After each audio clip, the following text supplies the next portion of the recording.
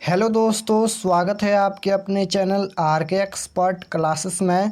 तो अभी के इस क्लास में हम लोग मैट्रिक फाइनल बोर्ड परीक्षा 2025 के लिए साइंस यानी विज्ञान के हम लोग क्वेश्चन पेपर देखेंगे।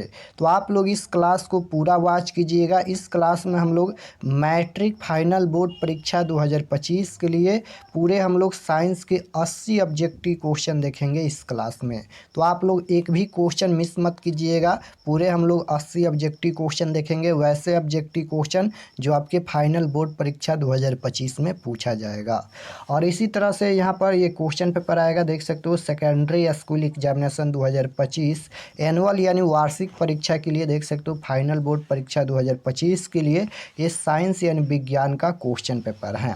तो चलिए हम लोग क्लास को स्टार्ट करते हैं। विषय कोड आप लोग का फाइनल बोर्ड परीक्षा का भी 112 ही रहने वाला है और आप लोग का एग्जाम 80 नंबर का होगा। समय 2 घंटा 45 मिनट का रहेगा। ये फाइनल बोर्ड परीक्षा 2025 के लिए क्लास है। यहाँ पर देख सकते हो सेकेंडरी स्कूल एग्जामिनेशन एनुअल यानी वार्षिक परीक्षा के लिए। तो सबसे पहले खंड अ मिलेगा जिसमें ऑब्जेक्टिव टाइप क्वेश्चन पूछा जाएगा। यहाँ पर देख सकते हो सबसे पहले खंड अ मिलेगा जिसमें ऑब्जेक्टिव टाइप क्वेश्चन पूछा जाएगा 1 से लेकर 80 तक, जिनमें से केवल 40 प्रश्नों का उत्तर देना है। यानी 80 क्वेश्चन पूछा जाएगा जिनमें से 40 का ही आंसर देना है, आधा प्रश्न छोड़ देना है, आधा प्रश्न का आंसर देना है। तो आइए हम लोग फर्स्ट क्वेश्चन देखते हैं। आप लोग क्लास को पूरा वॉच कीजिएगा, पूरे 80 क्वेश्चन देखेंगे और आप लोग सभी क्वेश्चन का आंसर भी देते चलिएगा। जो प्रश्न आपको याद नहीं होगा आप लोग याद कर लीजिएगा। देखिए फर्स्ट क्वेश्चन पूछा गया है कि अवतल लेंस का आवर्धन m बराबर होता है। बताना है कि अवतल लेंस का आवर्धन बराबर क्या होता है, इनमें से म्यू बाई भी या म्यू भी या म्यू प्लस भी या डी ऑप्शन है भी बटा म्यू। तो राइट आंसर क्वेश्चन नंबर 1 का क्या हो जाएगा, यहाँ पर भी बटा म्यू होता है। Right answer option number D हो जाएगा 1 नंबर क्वेश्चन का। क्वेश्चन नंबर 2 पूछा गया है गोलीय दर्पण में फोकास्तर एवं वक्रता त्रिज्या के बीच संबंध है। यहाँ पर बताना है कि गोलीय दर्पण में फोकास्तर एवं वक्रता त्रिज्या के बीच कौन सा संबंध सही है। तो r बराबर 2f ये सही है, f बराबर r ये कोई फार्मूला ही नहीं होता है, f बराबर 2/r ये भी कोई फार्मूला नहीं होता है। वक्रता त्रिज्या के लिए यहाँ पर फार्मूला क्या होता है, r बराबर 2f फार्मूला होता है, लेकिन r बराबर f/2 है, ये भी गलत है। यानी 2 नंबर क्वेश्चन का राइट आंसर क्या हो जाएगा, फार्मूला होता है r बराबर 2f होता है। राइट आंसर ऑप्शन नंबर ए हो जाएगा यहाँ पर क्वेश्चन नंबर 2 का। और एक और फार्मूला होता है फोकस दूरी ज्ञात करने के लिए, f बराबर r/2 होता है। दोनों फार्मूला आपको याद रखना है। ये वक्रता त्रिज्या ज्ञात करने के लिए फार्मूला है r बराबर 2f और f बराबर r/2 फार्मूला होता है फोकस दूरी ज्ञात करने के लिए। क्वेश्चन नंबर 3 पूछा गया है कि मानव नेत्र में किस प्रकार का लेंस पाया जाता है। मानव नेत्र में किस प्रकार का लेंस पाया जाता है, तो मानव नेत्र में उत्तल लेंस होता है। Right answer option number C हो जाएगा क्वेश्चन नंबर 3 का। क्वेश्चन नंबर 4 पूछा गया है कि मानव नेत्र वस्तु का प्रतिबिंब निम्न में से किस भाग पर बनता है। मानव नेत्र वस्तु का प्रतिबिंब किस भाग पर बनता है, तो राइट आंसर क्या हो जाएगा यहाँ पर, कार्निया, आइरिस या रेटिना या पुतली। तो मानव नेत्र वस्तु का प्रतिबिंब रेटिना पर बनता है। Right answer option number C हो जाएगा क्वेश्चन नंबर 4 का। क्वेश्चन नंबर 5 पूछा गया है यहाँ पर विद्युत जनित्र का सिद्धांत आधारित है। विद्युत जनित्र का सिद्धांत किस पर आधारित है, विद्युत धारा के ऊष्मीय प्रभाव, प्रेरित विद्युत पर या विद्युत चुंबकीय प्रेरण पर या प्रेरित चुंबक पर। तो विद्युत जनित्र का सिद्धांत किस पर आधारित है, तो राइट आंसर क्या हो जाएगा, विद्युत चुंबकीय प्रेरण पर आधारित है। Right answer option number C होगा। क्वेश्चन नंबर 6 पूछा गया है कि निम्न में से कौन बायोगैस ईंधन का स्रोत नहीं है। निम्न में से कौन बायोगैस ईंधन का स्रोत नहीं है, तो राइट आंसर क्या हो जाएगा यहाँ पर, नाभिकीय ऊर्जा नहीं है। Option number C correct answer होगा। 7 नंबर क्वेश्चन है कि जीवाश्म ईंधन का उदाहरण है। जीवाश्म ईंधन के इनमें से कौन उदाहरण है, तो राइट आंसर क्या हो जाएगा, इनमें से सभी हो जाएगा, यानी कोयला, लकड़ी और यहाँ पर गैस। राइट आंसर डी होगा यहाँ पर 7 नंबर का। क्वेश्चन नंबर 8 पूछा गया है कि जिस वस्तु से प्रकाश निकलता है उसे क्या कहा जाता है। जिस वस्तु से प्रकाश निकलता है उसे क्या कहा जाता है, तो राइट आंसर क्या हो जाएगा, प्रकाश स्रोत कहा जाता है। राइट आंसर ऑप्शन नंबर ए हो जाएगा। क्वेश्चन नंबर 9 है खतरे के संकेत प्रकाश किस रंग का होता है? खतरे का संकेत लाल रंग का होता है। Right answer option number D हो जाएगा यहाँ पर। क्वेश्चन नंबर 10 है कि 1 जूल और 1 सेकेंड के अनुपात को क्या कहते हैं? 1 जूल और 1 सेकेंड अनुपात को क्या कहते हैं? तो राइट आंसर 10 नंबर का क्या हो जाएगा? 1 वाट। Right answer option number D हो जाएगा। क्वेश्चन नंबर 11 पूछा गया है कि सूर्य तथा अन्य तारों की विशाल ऊर्जा के स्रोत हैं। सूर्य तथा अन्य तारों की विशाल की ऊर्जा स्रोत हैं। तो राइट आंसर 11 नंबर का क्या हो जाएगा? नाभिकीय संलयन हो जाएगा। ऑप्शन नंबर ए बिल्कुल राइट आंसर होगा। 12 नंबर क्वेश्चन है, इनमें कौन दर्पण का सूत्र है? बताना है कि इनमें कौन दर्पण का सूत्र है। एक दर्पण सूत्र होता है और एक लेंस सूत्र होता है। तो यहाँ पर दर्पण सूत्र पूछा गया है, तो इनमें कौन दर्पण सूत्र होगा? तो दर्पण सूत्र प्लस का होता है, यानी 1/v + 1/μ बराबर 1/f होता है। राइट आंसर ऑप्शन नंबर ए हो जाएगा यहाँ पर। और अगर यहीं पर केवल यहाँ पर माइनस कर दे तो ये लेंस सूत्र हो जाएगा। दोनों आपको याद रखना है, लेंस सूत्र माइनस का होता है और दर्पण सूत्र प्लस का होता है। क्वेश्चन नंबर 13 पूछा गया है कि टिंडल प्रभाव देखा जा सकता है। टिंडल प्रभाव देखा जा सकता है तो जंगल में, बाजार में, खेतों में, इनमें से सभी जगह देखा जा सकता है। राइट आंसर डी हो जाएगा। क्वेश्चन नंबर 14 पूछा गया है कि तारों के टिमटिमाने की व्याख्या किस सिद्धांत पर आधारित है? तारों के टिमटिमाने की व्याख्या किस सिद्धांत पर आधारित है? तो अपवर्तन के कारण तारे टिमटिमाते नजर आते हैं, यानी राइट आंसर ये हो जाएगा अपवर्तन का सिद्धांत। Right answer option number A होगा। क्वेश्चन नंबर 15 है कि सामान्य नेत्र के रेटिना पर बनने वाला प्रतिबिंब कैसा होता है? सामान्य नेत्र पर रेटिना पर बनने वाला प्रतिबिंब कैसा होता है? तो राइट आंसर क्या हो जाएगा यहाँ पर? वास्तविक और उल्टा होता है। Right answer option number C होगा। क्वेश्चन नंबर 16 पूछा गया है, किसी बल्ब से 1 मिनट में 120 कूलम आवेश प्रवाहित हो रहा है तो विद्युत धारा का मान क्या होगा?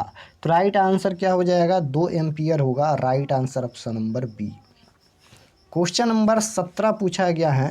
17 नंबर क्वेश्चन यहाँ पर पूछा गया है कि किसी उपकरण में धन प्लस यानी ऋण माइनस का चिन्ह नहीं होता है। बताना है कि किस उपकरण में प्लस और माइनस का चिन्ह नहीं होता है। तो कुंडली में। Right answer option number C होगा। 18 नंबर क्वेश्चन है कि लघुपतन के समय परिपथ में विद्युत धारा का मान क्या होता है? तो लघुपतन के समय परिपथ में विद्युत धारा का मान बहुत अधिक होता है। Right answer option number A होगा। 19 नंबर क्वेश्चन है कि विद्युत चुंबकीय प्रेरण की खोज किसने की थी? तो विद्युत चुंबकीय प्रेरण की खोज फैराडे ने की थी। Right answer option number A होगा। क्वेश्चन नंबर 20 पूछा गया है कि एक उत्तल लेंस होता है। एक उत्तल लेंस होता है किनारे की अपेक्षा, यानी किनारे का भाग पतला और बीच में मोटा होता है। Right answer option number C हो जाएगा। और अवतल लेंस का बात किया जाए तो बीच में पतला होता है और किनारे का भाग मोटा होता है। क्वेश्चन नंबर 21 है, चुंबकों की सजातीय ध्रुवों के बीच परस्पर क्या होता है? तो राइट आंसर क्या हो जाएगा? ये प्रतिकर्षण होता है। Right answer option number B हो जाएगा, प्रतिकर्षण होता है। क्वेश्चन नंबर 22 पूछा गया है कि विद्युत मोटर परिवर्तित करता है। विद्युत मोटर परिवर्तित करता है तो रासायनिक ऊर्जा को, ये गलत है, सी ऑप्शन। विद्युत ऊर्जा को यांत्रिक ऊर्जा में हो जाएगा। राइट आंसर बी होगा। विद्युत ऊर्जा को यांत्रिक ऊर्जा में विद्युत मोटर परिवर्तित करता है। क्वेश्चन नंबर 23 है, लेंस की क्षमता का ईसाई मात्रक। तो लेंस की क्षमता का ईसाई मात्रक मीटर इनवर्स होता है। Right answer option number C होगा। क्वेश्चन नंबर 24 है, आकाश का रंग नीला क्यों प्रतीत होता है? आकाश का रंग नीला क्यों प्रतीत होता है? तो प्रकाश के प्रकीर्णन के कारण। Right answer option number B होगा। क्वेश्चन नंबर 25 देखिए, विद्युत चुंबकीय प्रेरण की खोज किसने की थी? ये क्वेश्चन 2 बार रिपीट हो गया, तो किसने की थी? फैराडे ने। Right answer B. 26 number question है कि प्रतिबिंब का आकार हमेशा वस्तु के बराबर हो तो कौन सा दर्पण होगा? तो राइट आंसर क्या हो जाएगा यहाँ पर? कौन सा दर्पण होगा? तो समतल दर्पण होगा। Right answer C. Question number 27 है कि 1 किलोवाट बराबर कितना होता है?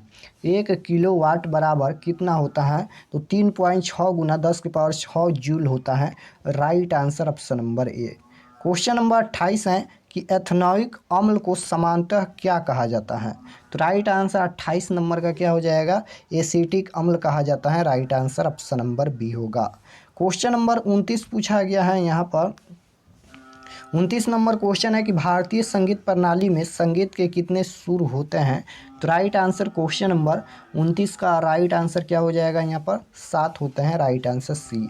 क्वेश्चन नंबर 30 है वायुरोधी बर्तनों में खाद्य सामग्री रखने में उपचयन की गति हो जाती है। तो राइट आंसर क्वेश्चन नंबर 30 का क्या हो जाएगा धीमी, right answer option number A होगा। 31 नंबर क्वेश्चन है कि नीचे दी गई अभिक्रिया कौन सा कथन सही है। इनमें से जो ये अभिक्रिया दिया गया है इनमें से कौन सा कथन सही है। कॉपर का ऑक्सीकरण, कॉपर का अवकरण या कॉपर का नाइट्रेशन, या ए और बी दोनों। तो राइट आंसर 31 नंबर का क्या हो जाएगा यहाँ पर कॉपर का ऑक्सीकरण, right answer option number A होगा। क्वेश्चन नंबर 32 पूछा गया है कि सिल्वर क्लोराइड का रंग क्या होता है। बताना है कि सिल्वर क्लोराइड का रंग क्या होता है। तो राइट आंसर क्वेश्चन नंबर 32 का क्या हो जाएगा श्वेत होता है। क्वेश्चन नंबर 33 पूछा गया है, यहाँ पर ये समीकरण दिया गया है किस प्रकार का समीकरण है। तो राइट आंसर क्वेश्चन नंबर 33 का क्या हो जाएगा यहाँ पर वियोजन हो जाएगा, ऑप्शन नंबर ए बिल्कुल राइट आंसर होगा। क्वेश्चन नंबर 34 पूछा गया है किसी लाल तप्त आयरन पर जलवाष्प प्रभावित करने पर कौन सा यौगिक प्राप्त होता है, कौन सा यौगिक प्राप्त होता है। तो आपको याद रखना है यहाँ पर Fe3O4, right answer option number C होगा। क्वेश्चन नंबर 35 है कि हमारे शरीर में पीएच कितने परास के बीच कार्य करता है। तो आप लोग सभी लोग जानते हैं 7.0 से 7.8 तक, right answer option number B हो जाएगा। क्वेश्चन नंबर 36 पूछा गया है कि रक्त में शर्करा का स्तर नियंत्रित करता है, रक्त में शर्करा का स्तर नियंत्रित करता है। तो राइट आंसर क्या हो जाएगा insulin, right answer option number D होगा। क्वेश्चन नंबर 37 पूछा गया है कि निम्न में कौन आयनिक यौगिक है, निम्न में कौन आयनिक यौगिक है। तो राइट आंसर क्वेश्चन नंबर 37 का क्या हो जाएगा आयनिक यौगिक पूछा गया है, तो CaCl2 हो जाएगा, right answer option number C. Question number 38 है निम्न में से कौन सा पदार्थ ऑक्सीजन से संयोग नहीं करता है। निम्न में से कौन सा पदार्थ ऑक्सीजन से संयोग नहीं करता है। तो गोल्ड नहीं करता है, right answer option number B होगा। क्वेश्चन नंबर 39 पूछा गया है कि शुद्ध सोना को व्यक्त किया जाता है, शुद्ध सोना को व्यक्त किया जाता है। तो शुद्ध सोना 24 कैरेट का होता है, right answer option number B होगा।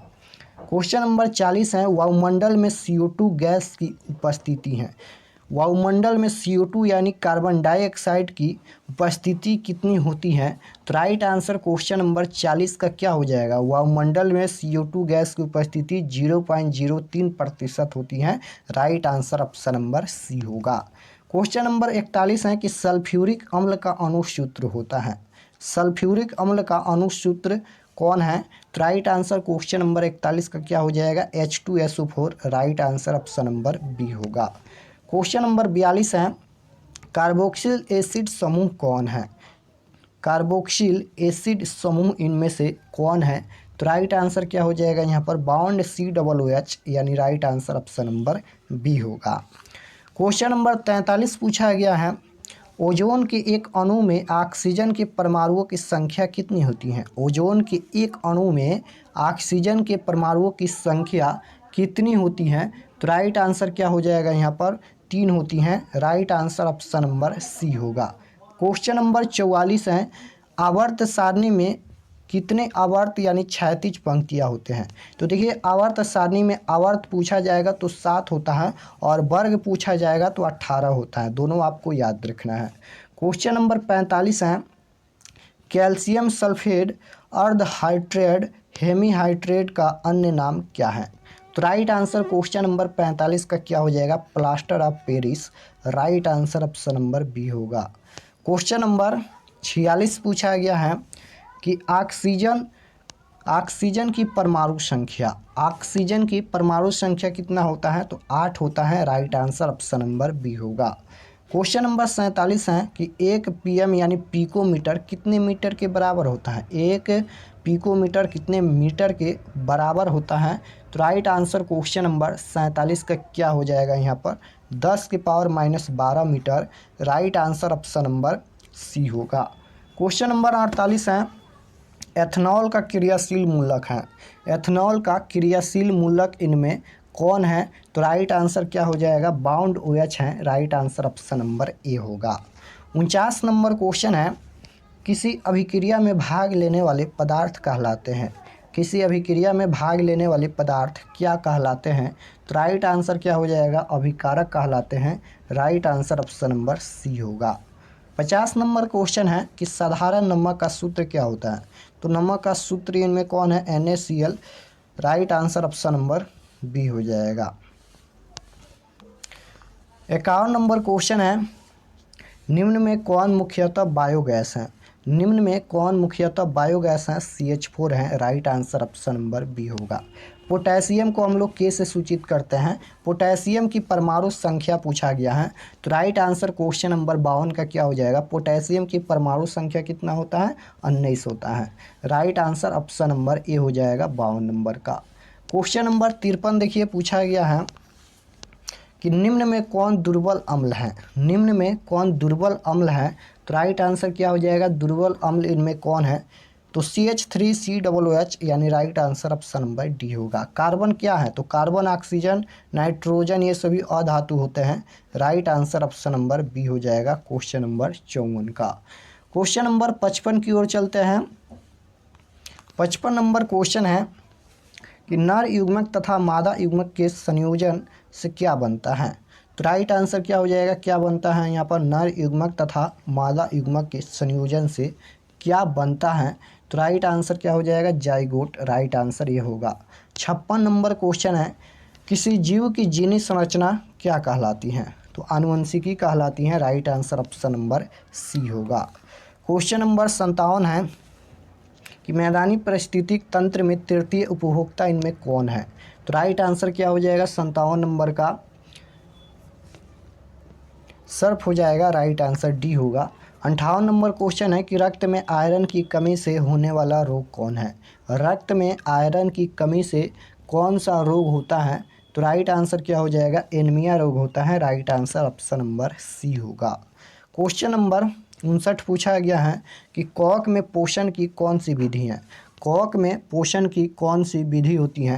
तो राइट आंसर क्या हो जाएगा यहाँ पर? मृतजीवी। Right answer option number B होगा। ऑक्सीजन क्या है? ऑक्सीजन पूछा गया है कि ऑक्सीजन क्या है? तो राइट आंसर क्या हो जाएगा? ऑक्सीजन हार्मोन है। Right answer option number C होगा। क्वेश्चन नंबर 61 पूछा गया है। क्वेश्चन है कि मानव में डायलिसिस थैली है, तो राइट आंसर क्या हो जाएगा? नेफ्रॉन होगा। ऑप्शन नंबर ए बिल्कुल राइट आंसर होगा। 62 नंबर क्वेश्चन है, भोजन का पाचन किस प्रकार की अभिक्रिया है? तो भोजन का पाचन उपचयन अभिक्रिया है। Right answer option number A होगा। क्वेश्चन नंबर 63 है कि नर युग्मक एंड मादा युग्मक के संकलन को क्या कहते हैं? तो राइट आंसर क्या हो जाएगा यहाँ पर? नर युग्मक एंड मादा युग्मक के संकलन को क्या कहते हैं? तो इनमें से कोई नहीं होगा। Right answer option number D. 64 number question है कि निम्नलिखित में कौन एक लिंगी पादप का उदाहरण है? तो पपीता है। Right answer option number C होगा। 65 नंबर क्वेश्चन है, मुकुलन द्वारा प्रजनन किसमें होता है? मुकुलन द्वारा प्रजनन किसमें होता है? तो राइट आंसर क्या हो जाएगा यहाँ पर? ईस्ट में होता है। Right answer option number B होगा। क्वेश्चन नंबर 66 पूछा गया है कि मलेरिया उत्पन्न करने वाला मच्छर किस तरह के जल में उत्पन्न होते हैं? तो राइट आंसर क्या हो जाएगा? गंदा जल में। मलेरिया उत्पन्न करने वाले मच्छर गंदा जल में, और डेंगू उत्पन्न करने वाले मच्छर आपको याद रखना है साफ जल में उत्पन्न होते हैं।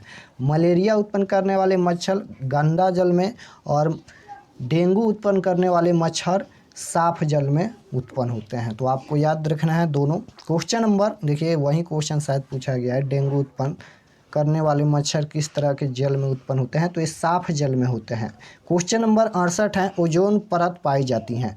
ओजोन परत पाई जाती हैं, तो राइट आंसर क्या हो जाएगा? ओजोन परत पाई जाती हैं। Right answer option number A होगा। एस्टोस्फीयर में, एस्टोस्फीयर में। Right answer option number A होगा। क्वेश्चन नंबर 69 है, किसी परिस्थितिक तंत्र में ऊर्जा को ग्रहण करने वाला होते हैं? तो राइट आंसर 69 नंबर का क्या हो जाएगा? ऑप्शन नंबर ए हो जाएगा, उत्पादक। क्वेश्चन नंबर 70 देखिए पूछा गया है। 70 नंबर क्वेश्चन है कि एडिनोसिन ट्राइफॉस्फेट यानी ATP का ये फुल फॉर्म है, ATP है। तो राइट आंसर क्वेश्चन नंबर 70 का क्या हो जाएगा, ऑप्शन नंबर 70 का बी राइट आंसर हो जाएगा, ऊर्जा का संग्राहक। क्वेश्चन नंबर 71 पूछा गया है कि स्वपोषी पोषण के लिए आवश्यक हैं। स्वपोषी पोषण के लिए इनमें कौन आवश्यक हैं, तो कार्बन डाइऑक्साइड तथा जल ये भी आवश्यक हैं, क्लोरोफिल भी आवश्यक है, सूर्य का प्रकाश भी आवश्यक है, यानी right answer option number D हो जाएगा। क्वेश्चन नंबर 72 नंबर क्वेश्चन है कि प्रकाश संश्लेषण द्वारा किसकी प्राप्ति होती है। प्रकाश संश्लेषण द्वारा किसकी प्राप्ति होती है, वसा, प्रोटीन या ग्लूकोज या प्रकाश। तो प्रकाश संश्लेषण द्वारा किसकी प्राप्ति होती है, ग्लूकोज की। Right answer option number C होगा। 73 नंबर क्वेश्चन है कि शुक्राणुओं का मोचन कहाँ होता है। शुक्राणुओं का मोचन कहाँ होता है, तो शुक्रवाहिका में होता है। Right answer option number B होगा। 74 नंबर क्वेश्चन पूछा गया है कि ओजोन परत के अवक्षय से कौन सी बीमारी उत्पन्न होती है। तो राइट आंसर क्या हो जाएगा, इनमें से सभी बीमारी उत्पन्न होती हैं। 75 नंबर क्वेश्चन है कि आनुवंशिकी गुणों का संदेश होता है। तो राइट आंसर क्या हो जाएगा, 75 नंबर का ऑप्शन नंबर ए हो जाएगा, डीएनए अणुओं में।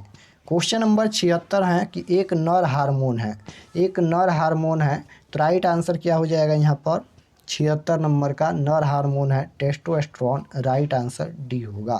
क्वेश्चन नंबर 77 है शुक्राणु का निर्माण होता है। शुक्राणु का निर्माण कहाँ होता है, तो विसरण में होता है। Right answer option number A होगा। 78 नंबर क्वेश्चन है किस वैज्ञानिक को आनुवंशिकी का पिता कहा जाता है। तो राइट आंसर क्या हो जाएगा, किस वैज्ञानिक को आनुवंशिकी का पिता कहा जाता है, तो ग्रेगर जॉन मेंडल को। Right answer option number B होगा। क्वेश्चन नंबर 80-79 पूछा गया है यहाँ पर, एक कोशिकीय शैवालों में जल का परिवहन होता है। तो राइट आंसर क्या हो जाएगा यहाँ पर, विसरण द्वारा। Right answer C. मछली के हृदय में कोष्ठों की संख्या, मनुष्य का तो आप लोग जानते हैं 4 कोष्ठ होते हैं, मछली का पूछा गया है मछली के हृदय में कोष्ठों की संख्या। तो राइट आंसर क्या हो जाएगा, 2 होते हैं। Right answer option number A होगा। तो यहाँ पर हम लोग साइंस के पूरे 80 क्वेश्चन देखे हैं फाइनल बोर्ड परीक्षा 2025 के लिए। तो आप लोग कमेंट में ज़रूर बताना कि आप लोग का 80 प्रश्न में से कितना प्रश्न सही हुआ, कमेंट में ज़रूर बताना। और अगर आप लोग चैनल पर नए होंगे तो चैनल को ज़रूर सब्सक्राइब कर लीजिएगा, ताकि आने वाले नेक्स्ट क्लास आपके पास ज़रूर पहुँचे। अब आप लोगों का डेली क्लास होगा शाम 6:30 बजे, ज़रूर ज्वाइन कीजिएगा सभी क्लास को, क्योंकि अब वैसे क्वेश्चन हम पढ़ाएंगे जो 100% आपके फाइनल बोर्ड परीक्षा में पूछा जाएगा। क्योंकि अब फाइनल बोर्ड परीक्षा का भी समय बहुत ही कम बचा है, तो आप लोग ज़्यादा से ज़्यादा सेल्फ स्टडी कीजिए, रिवीजन ज़्यादा कीजिए, क्योंकि अब सिलेबस पूरा करने का समय नहीं है। रिवीजन सबसे ज़रूरी है और सेल्फ स्टडी आप लोग ज़्यादा कीजिए, और ये सभी प्रश्न को आपको याद कर लेना है। मिलते हैं नेक्स्ट क्लास में, तब तक अपना स्टडी कीजिए। आप सभी को धन्यवाद।